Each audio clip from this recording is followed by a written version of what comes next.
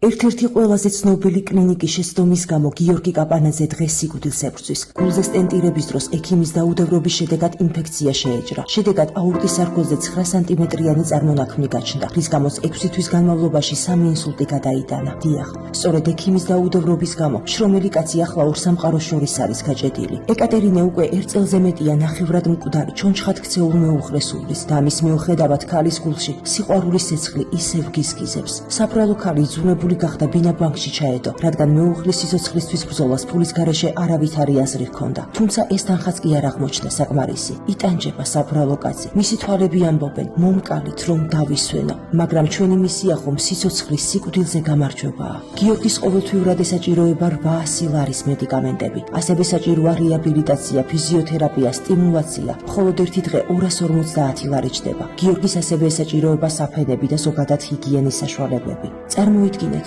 ვაჟკაცი კაცი სამედიცინო საფენების ნაცვლად ჩვებში გახვეული და ეს მხოლოდ და მხოლოდ წყეული უფულობის გამო.